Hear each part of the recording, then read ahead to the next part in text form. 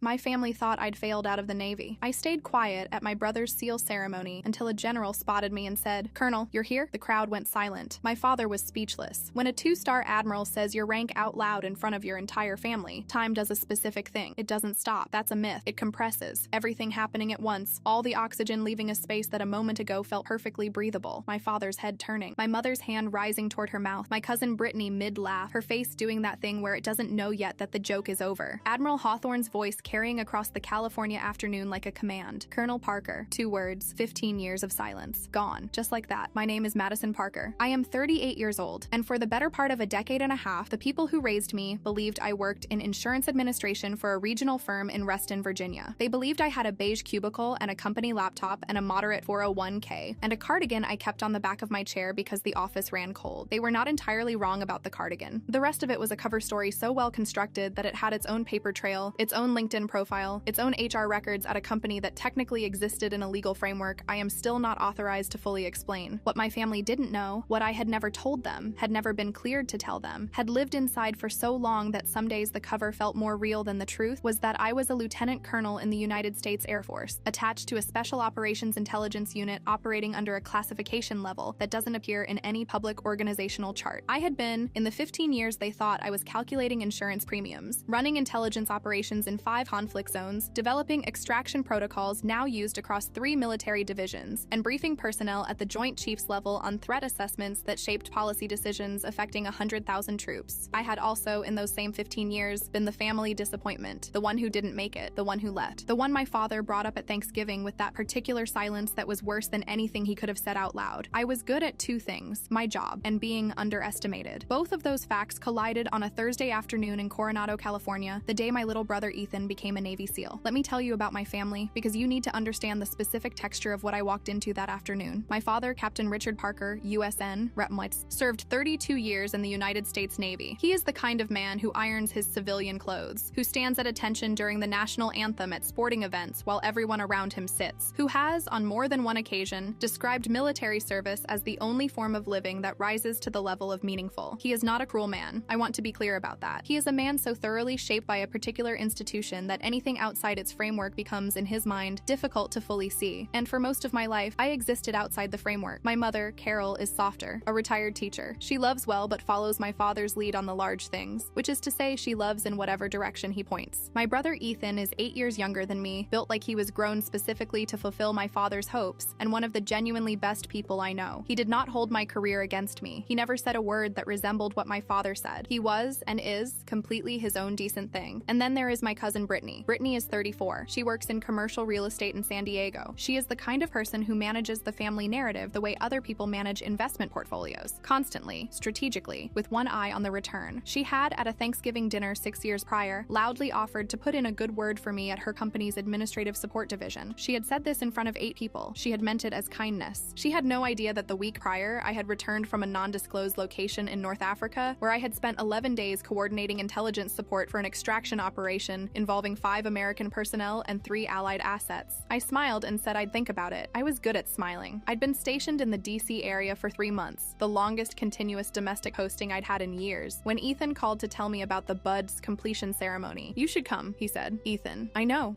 I want you there, Maddie, whatever the situation is." He didn't know the situation. He knew what everyone else knew, that I worked in insurance, that I'd left the Air Force Academy under circumstances I'd never fully explained, that something had happened that everyone had decided to interpret as failure. That interpretation was, in a technical sense, the cover story working exactly as designed. I had not left the academy. I had been recruited, mid-junior year, by a woman I will call Major Reyes, because that is not her name and she would not thank me for it, who had been monitoring academic and aptitude profiles across the service academies for candidates with a specific combination of abilities, languages, analytical precision, psychological stability under uncertainty, the ability to hold contradictory information simultaneously without resolving it prematurely. I apparently ranked very high on that last one. Major Reyes sat across from me in a conference room that did not appear on any campus map and offered me a choice: complete the academy, commission as a standard Air Force officer, proceed along a normal career trajectory, or step sideways, quietly, completely, permanently, until cleared otherwise. My father would be told I'd left voluntarily. There would be academic records supporting the story. There would be a paper trail suggesting I'd struggled, reassessed, made a mature decision to pursue civilian life. My father would believe I had failed. "For how long?" I asked. Major Reyes looked at me with the specific expression of someone someone who doesn't make estimates they can't support, until it's appropriate to say otherwise. I was 23 years old. I sat with that for 30 seconds. Okay, I said. It was the most consequential word I ever spoke. And I said it in a room that doesn't exist, to a woman whose name I've never used out loud. I drove down to Coronado the morning of the ceremony. I had told myself I'd stay at the back. Civilian clothes, no rank insignia, obviously. I wasn't there in any official capacity. I was a sister, just a sister. I had a gray blazer and dark slacks and low heels, and I stood in the back row as the ceremony began, and I watched my brother walk to the front of a room full of the sharpest, most disciplined people the Navy produces, and I felt something loosen in my chest that I hadn't realized was knotted. He looked so much like my father, not in a painful way, in the way that a lineage makes itself visible, the same set of the jaw, the same quality of stillness when standing at attention. My father, in the front row in his dress uniform, was crying, though he would deny it. My mother had both hands pressed together against her lips. I didn't cry. I've been trained out of it in public spaces, which is its own kind of loss, but that's a different story. I watched Ethan receive his trident, and I thought, this is enough. Being here, unseen, knowing, this is enough. That was my mistake. I relaxed. I noticed Admiral Hawthorne on the platform about 40 minutes in, and my stomach did a specific thing that I can only describe as a door closing quietly in a house you thought was empty. Rear Admiral Thomas Hawthorne, 31 years of service, current assignment, Joint Special Operations Command. I had worked with him on 3 operations, 2 in the Gulf region, 1 in a location I will not specify. He was precise, brilliant, and had a memory for faces that was essentially architectural. He did not forget people. He would not forget me. His eyes swept the crowd the way a sensor sweeps a perimeter, methodical, complete. They passed me and moved on, stopped, snapped back. I gave him the smallest headshake I could manage, barely a movement, a millimeter of please, not here. He held my gaze for 1 beat, nodded once. I breathed. I was not safe. I know that now. Admiral Hawthorne respects covers. He would not have blown mine deliberately. But what he didn't know, what I had no way to signal to him across a crowded ceremony room with a single millimeter of headshake, was the specific geography of the social situation I was standing in. He didn't know my father was in the front row. He didn't know the 15-year story my family had built around my absence. He didn't know that the space between us was packed with people who believed I sold insurance. He thought he was being careful. The ceremony ended. Families surged. The crowd pushed forward in that particular way of joyful, undisciplined groups, and I was suddenly not in the back row anymore. I was 3 feet from my family. My father saw me first. "Maddie's here," he said to my mother. Flat, factual, the tone he used for minor inconveniences. Traffic, a delayed flight, the daughter who didn't make it. My mother offered a thin smile. "We saved you a seat up front, but we assumed you weren't coming." A pause, deployed with precision. "Ethan's schedule has been so demanding. Some of us made it a priority." I said nothing. I had a policy about responding to those particular darts, the ones she threw without technically throwing them. You can't extract a dart that was never there. Then Brittany materialized on my left. "Oh, wow, you actually came." She looked at my blazer the way you look at furniture from a lesser store. "Love the blazer. Very insurance company." She laughed. I smiled. Muscle memory. And then the crowd parted. I want to try to describe what it looked like. Admiral Hawthorne walking toward me, because it happened in the particular slow motion way that your brain imposes on things it recognizes as irreversible. He was moving with purpose. Commander Rachel Shaw, 22 years, currently JSOC intelligence liaison, the sharpest person I have worked with at that level of operation, was beside him. Her presence alone should have told me how exposed I was about to be, because Shaw remembered everything and processed it at a speed that made most people feel slow. My spine straightened before my brain gave the instruction. 15 years of muscle memory. You do not slouch when a rear admiral moves in your direction with intention. Your body just does the right thing. My chin came up. My shoulders dropped back. My feet moved to shoulder width. The blazer suddenly felt very thin. There was nowhere to go. "Colonel Parker," his voice hit the air like a gavel on a bench. Not loud. He didn't need volume. Just that particular command register that fills a space regardless of its size. The circle went silent. I mean completely silent. Not the gradual quieting of a crowd. The instantaneous silence of people who have heard something that doesn't compute and need a moment to process whether it was real. "Admiral Hawthorne," I said. Steady. I was proud of steady. "Good to see you, sir. Didn't expect to see you here." He said it conversationally, the way you'd say it to a colleague at an unexpected conference. He was, as I said, trying to be careful. He thought here was just a seal ceremony. He did not know here was a 15-year wound he was standing directly inside of. "Last time was the Gulf operation. Your intelligence work saved a lot of lives that week." My mother's hand flew to her mouth. My father made a sound I had never heard from him. Not words, just a sound. A small, involuntary thing, like a hinge that hasn't been moved in years, suddenly asked to turn. Commander Shaw stepped forward. Professional, warm, completely unstoppable. "Colonel Parker," hand extended, voice carrying, because Shaw's voice always carried. "Your extraction protocols are running in 3 divisions now. The Annapolis revision was textbook work. There was a word my family had been using to describe me for 15 years. Failure. It turned to ash in about 4 seconds flat." Hawthorne finally looked at the people around me. His brain did what brains like his do. Assembled the data. My father's Navy dress uniform, my mother's expression, the family configuration, the way everyone was staring at me. me. He looked at my father's insignia. "Captain Parker," he said, with the genuine respect of one senior officer acknowledging another. Then he looked at me. And for the first time, I watched Thomas Hawthorne, a man I had seen stay completely composed during an active fire intelligence crisis at 2 in the morning, realize he had walked into something he didn't have the full picture on. "They don't know," he said. It wasn't accusation. It was the quiet, precise question of a man recalibrating. Before I could answer, my father spoke. His voice was very controlled. The control of a man holding something very large, very carefully. "There must be some mistake. Madison left the academy. She works in insurance." Admiral Hawthorne, to his permanent credit, did not hesitate. He did not soften it or redirect it or try to walk it back. He just said it, the way you say a fact that is simply true. "Air Force, not Navy, and at a rank that reflects 15 years of exceptional service in special operations." He paused for precisely one beat. "The insurance job is a standard cover story."